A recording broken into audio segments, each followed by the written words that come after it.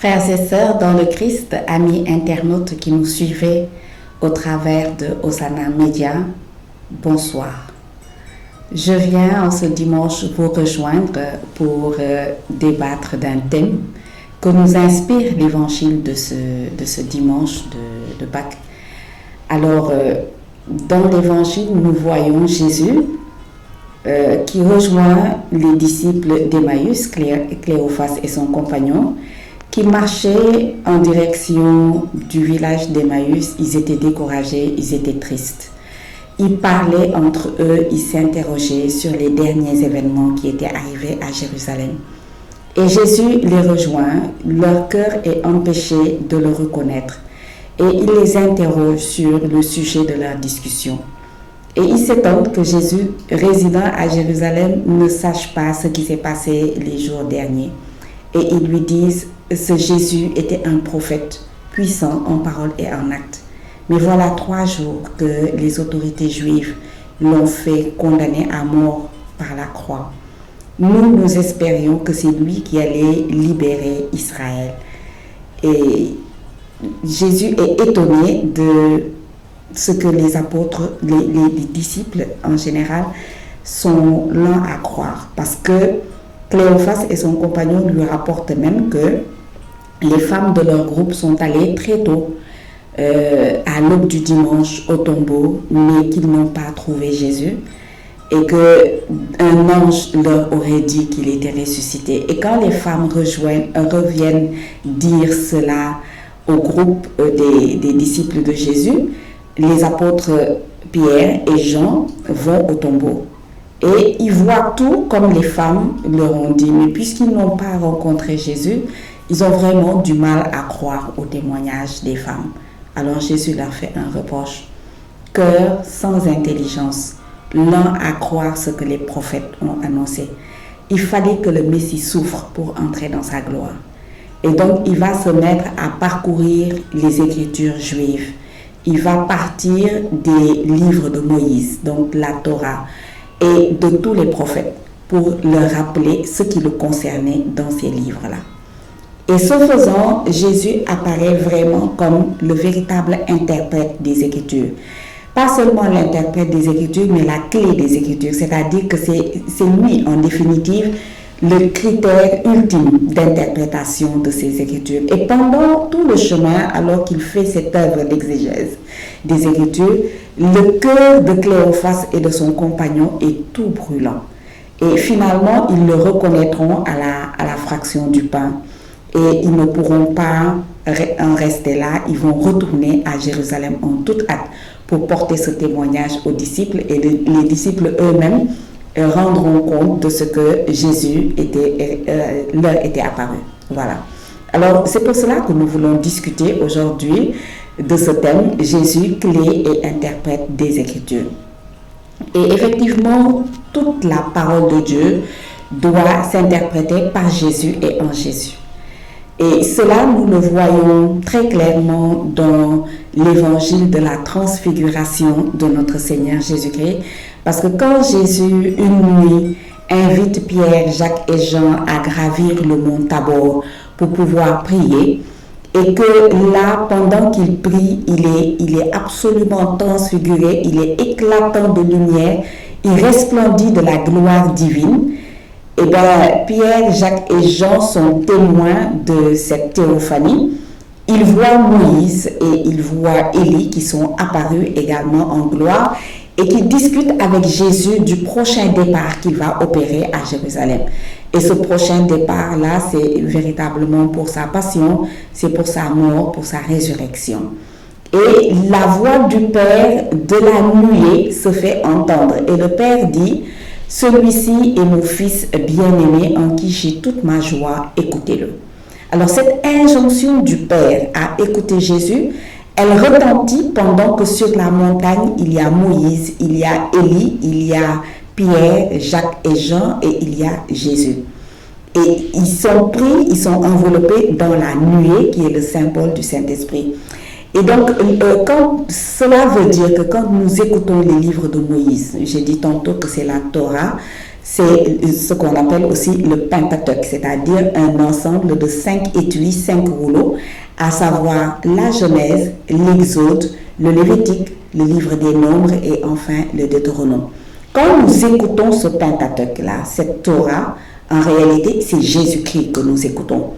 Élie représente l'ensemble des prophètes. Quand nous lisons, quand nous écoutons le corpus prophétique, c'est Jésus que nous écoutons.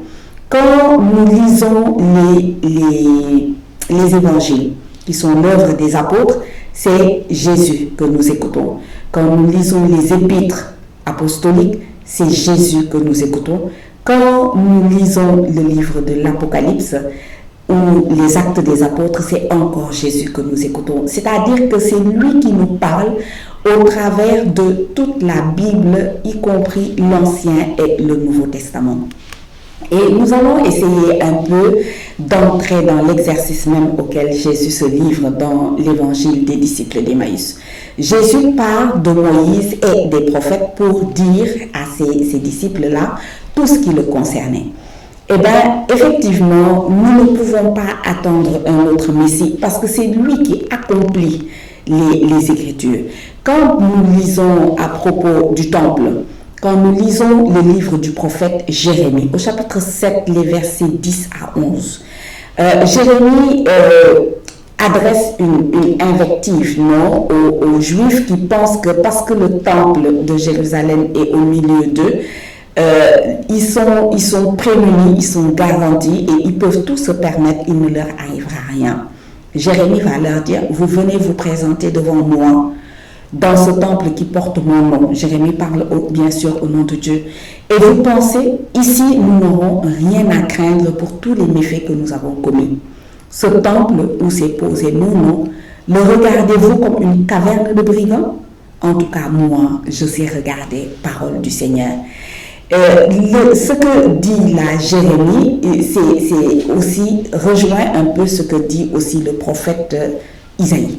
Isaïe au chapitre 56, le verset 7 va dire « Je les ferai venir sur ma montagne sainte, je les comblerai de joie dans ma maison de prière et leurs holocaustes ou sacrifices seront accueillis sur mon autel, car ma maison sera appelée maison de prière pour tous les peuples. » Quand nous entendons ces deux paroles de Jérémie et d'Isaïe, on ne peut pas ne pas penser à ce que fait Jésus au début de son ministère public. Il va se rendre au temple de Jérusalem et là, il est offusqué en voyant les marchands du temple, en voyant les marchands de bétail, n'est-ce pas? Parce que pour les sacrifices à faire au temple, c'était bien pratique d'avoir sur place, de pouvoir sur place acheter des colombes, acheter des brebis, acheter des agneaux, acheter même du gros bétail.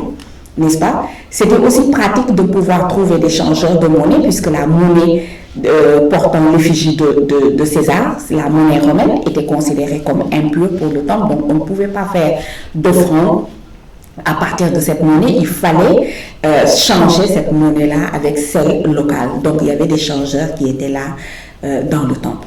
Et Jésus est offusqué de voir combien est-ce que ce temple-là a été presque changé, il le dira, en caverne de bandits.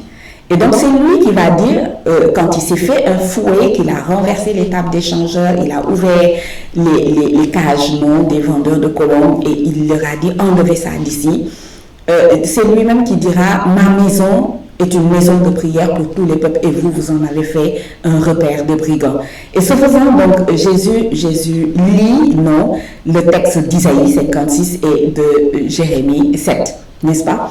Et quand les autorités du temple sont fâchées de voir Jésus se permettre cela, ils lui disent, par quelle autorité fais-tu cela? Jésus leur répondra simplement, détruisez ce temple, en 3 jours je le rebâtirai. Et donc Jésus se positionnait comme le nouveau temple. Il est véritablement le lieu et le moyen pour les hommes désormais de rencontrer le Père. Et en disant détruisez ce temple en 3 jours je le relèverai, il parlait vraiment en image de sa mort et de sa résurrection. Eux n'ont pas compris. Ils lui diront, il aura fallu 46 ans pour bâtir ce temple et toi tu pourrais le relever en 3 jours. Mais Jean va faire un commentaire parenthétique pour nous dire, en réalité Jésus parlait de son corps, n'est-ce pas? On le voit également pendant tout son ministère public guérir les aveugles, les paralysés, les lépreux, les sourds. Et Jésus fait ça en fait pour montrer qu'il accomplit ce que Isaïe avait donné comme signe messianique. Dans le livre d'Isaïe au chapitre 61, les versets 1 à 2 disent « L'Esprit du Seigneur Dieu est sur moi. Oui, le Seigneur m'a consacré. Il m'a donné l'onction pour que je porte la bonne nouvelle aux humbles, pour que je guérisse ceux qui ont le cœur brisé, que j'annonce aux captifs la libération et à ceux qui sont dans le cachot le retour à la lumière, pour que je puisse proclamer une année de grâce accordée par le Seigneur. » Voilà, donc Jésus et ces signes messianiques-là seront donnés comme réponse non aux envoyés de Jean qui doutaient, parce que Jean avait annoncé un Messie justicier, quelqu'un qui allait être comme une hache non, à la racine des arbres, qui allait couper tout arbre qui ne donnerait pas de fruits. Hein? Et quand il voit Jésus, au contraire, au lieu d'être justicier, il voit un Messie miséricordieux, non? Quelqu'un qui mange avec les collecteurs d'impôts, considérés comme des pécheurs publics, quelqu'un qui fait bon accueil aux prostituées. Ben, Jean, du fond de son cachot, se pose des questions et il va envoyer une ambassade à Jésus pour lui demander « Es-tu celui qui doit venir ou devons-nous en attendre un autre ?» Et Jésus va citer là Isaïe 61 pour dire que lui, il accomplit ces signes messianiques-là et que donc heureux celui qui ne se scandalisera pas à cause de lui. Voilà. Allez dire à Jean ce que vous voyez et entendez. Les aveugles voient, les boiteux marchent, les lépreux sont purs. La bonne nouvelle est annoncée aux pauvres. Ce sera la réponse de Jésus. Et quand Jésus est là à prêcher sur la montagne, entouré d'une foule qui l'écoute depuis déjà 3 jours, et à la fin, ils ont faim. Et Jésus, comme un berger compatissant, non, il a pitié de cette foule. Et il demande à Philippe, pour le mettre à l'épreuve, comment ferons-nous pour leur donner du pain? Et Philippe, très pragmatique, va lui dire, le salaire de 200 journées ne suffirait pas à faire en sorte que chacun ait un petit morceau de pain. Et c'est un autre disciple qui viendra dire à Jésus, il y a bien ici un garçon qui a 5 pains et 2 poissons, mais cela est insignifiant pour tant de monde. Et Jésus va leur dire, faites-les asseoir. Il prendra ce pain, les yeux levés au ciel, il prononcera la bénédiction, il rompra le pain et il ordonnera aux disciples de donner ce pain-là aux foules. Et tous mangeront à la fin, ils auront du poisson à satiété. Et à la fin, Jésus dira, ramassez tout pour que rien ne soit perdu. Et ce n'est pas moins de 12 paniers qui seront remplis. Et cette abondance, cette surabondance, je devrais dire, est aussi l'accomplissement de ce que Dieu nous dit en Moïse dans le livre de l'Exode au chapitre 16, le verset 4. Hein? Là, Dieu dit à Moïse, je vais vous faire pleuvoir du ciel du pain, que le peuple sorte et qu'il ramasse chaque jour ce dont il a besoin. Je vais bien voir s'il marche ou non selon ma loi. Et Jésus fait bien référence à cette promesse de Dieu de donner la manne au quotidien, puisqu'il dira lui-même, après ce signe, il prononcera un discours, le discours du pain de vie. Il dira, ce n'est pas Moïse qui vous a donné le pain vivant descendu du ciel, mais c'est mon Père. Je suis le pain vivant descendu du ciel. Celui qui mange ma chair, celui qui boit mon sang, il a la vie éternelle. Moi, je le ressusciterai au dernier jour. Donc, encore une fois, Jésus est vraiment l'accomplissement des Écritures. Voilà.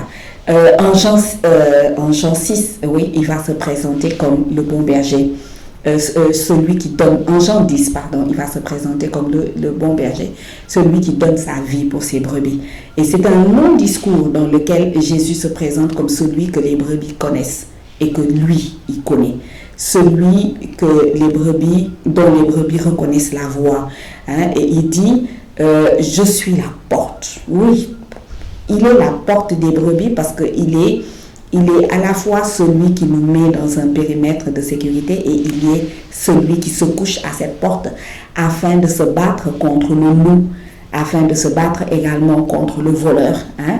Et personne ne peut toucher à ses brebis tant qu'il n'a pas, comme on dirait en français, donc il n'a pas marché sur le cadavre de Jésus, parce que lui, il donne sa vie pour ses brebis. Quand il dit « je suis la porte des brebis », on ne peut pas ne pas penser aux différentes portes. Non, l'une des 12 portes de Jérusalem portait le nom de porte des brebis, parce que c'est par cette porte-là que les brebis passaient pour être sacrifiés au temple. Et bien, quand Jésus dit « je suis la porte des brebis », contrairement à la porte physique de Jérusalem ainsi appelée, les brebis qui passeront par Jésus ne seront pas sacrifiées, parce que Jésus est celui qui s'est fait le sacrifice pour nous. C'est lui qui a donné sa vie pour nous.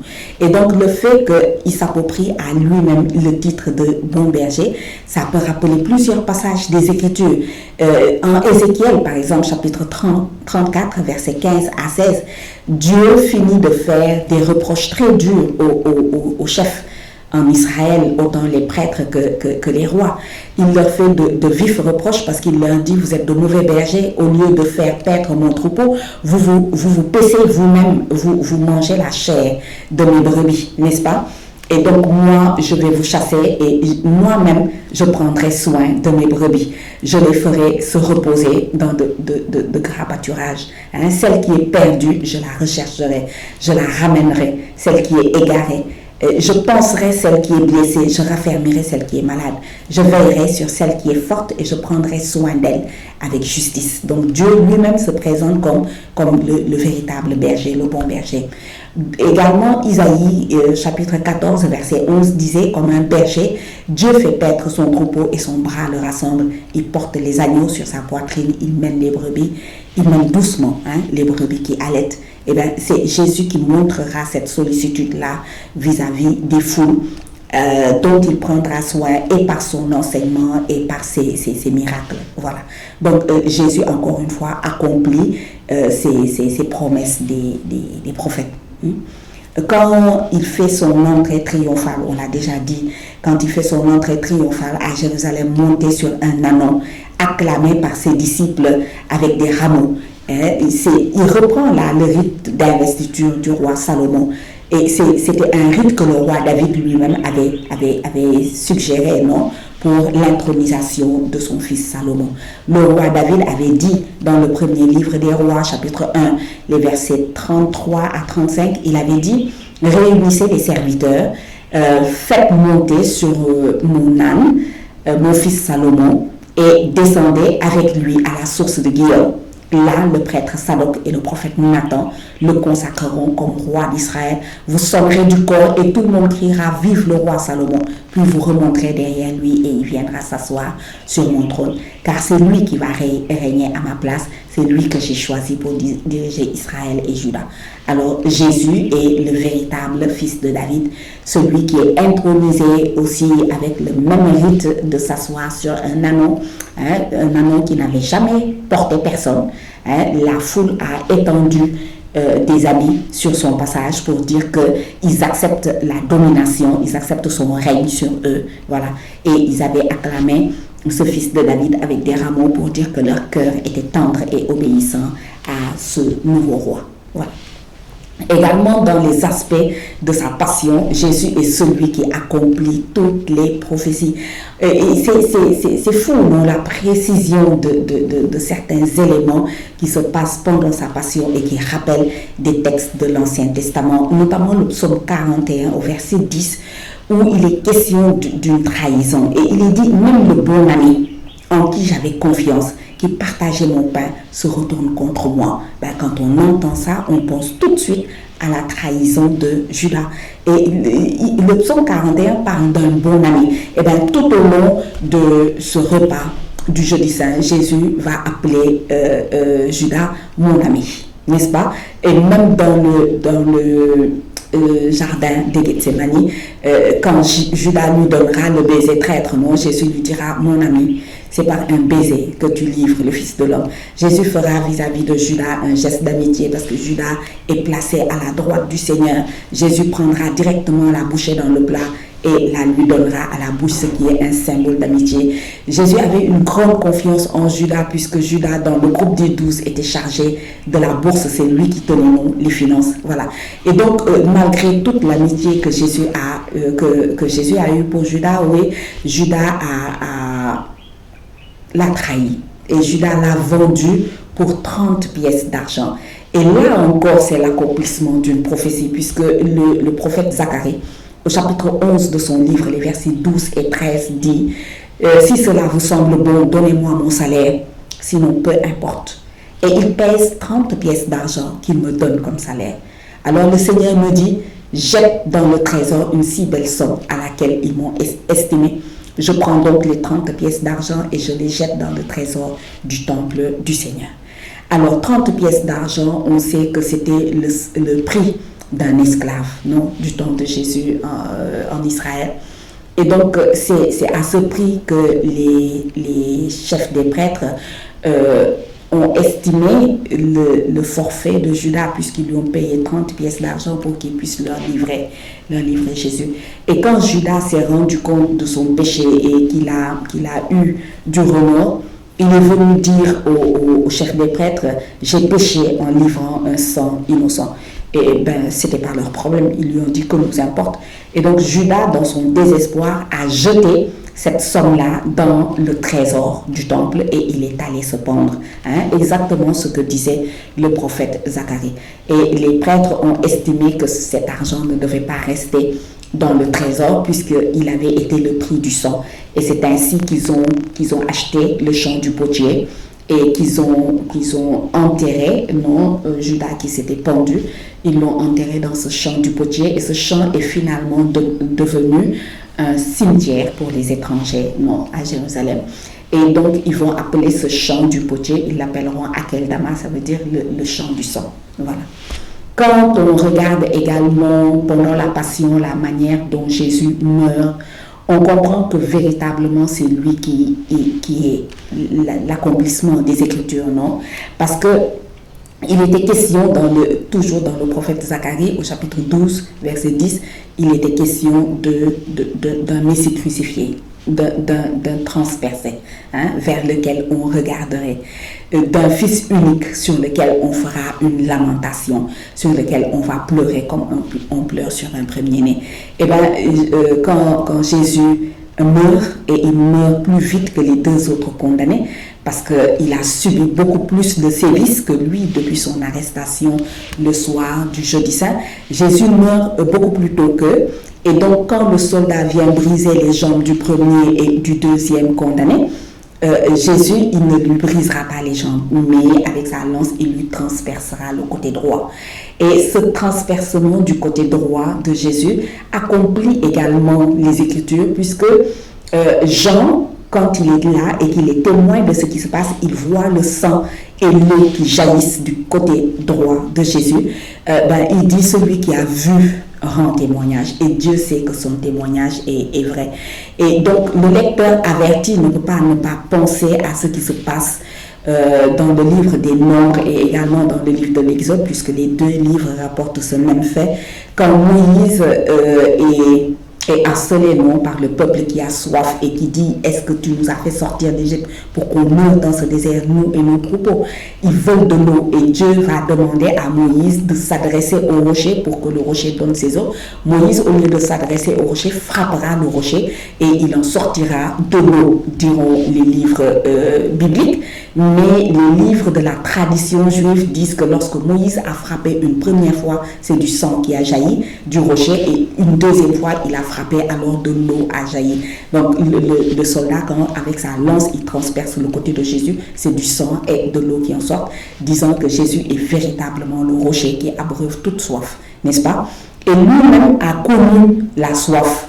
Et il va dire j'ai soif. Quand il dira j'ai soif, il est en train également d'accomplir cette prophétie, un psaume qui dit j'ai la gorge sèche comme un tesson, ma langue colle à mon palais, j'ai déjà sur les lèvres la poussière de la tombe, ils ont mis du poison dans mes aliments et pour ma soif ils m'ont versé du vinaigre. Et quand Jésus effectivement a dit « j'ai soif », l'un des soldats qui était là va aller tremper une éponge avec une branche d'hysope et il va tremper l'éponge dans du vinaigre mêlé de fiel pour donner à boire à Jésus, mais il n'en prend pas.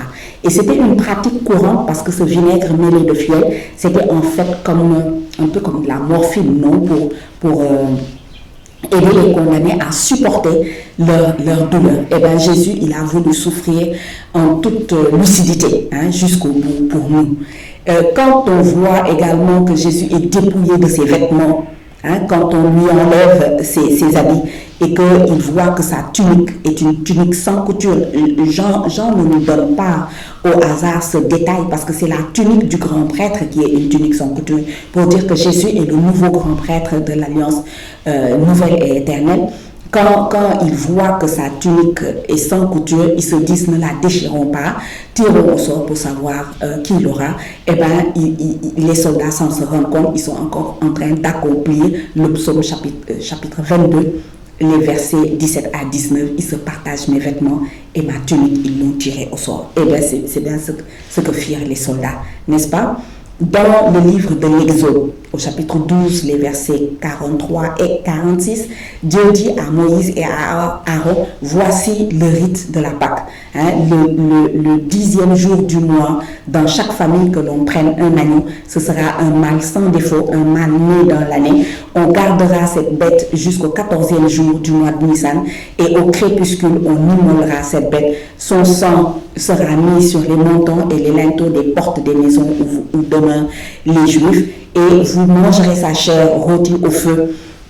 Vous la mangerez avec des herbes amères et avec du pain sans levain, n'est-ce pas? Cela s'accomplit véritablement quand les soldats ne brisent pas les jambes de Jésus. Il était dit aucun de ses os ne sera brisé. L'agneau devait être mangé entier. Voilà. Alors, nous croyons que Jésus est la clé d'interprétation des Écritures. C'est lui qui donne sens à tout cela. Et encore une fois, c'est la preuve de l'unité du Premier et du Deuxième Testament qui ne doivent pas être séparés. Parce que le Deuxième Testament est accompli le premier et le premier annonce le second, n'est-ce pas? Nous ne pouvons pas comprendre les évangiles si nous ne nous référons pas à Moïse et aux prophètes.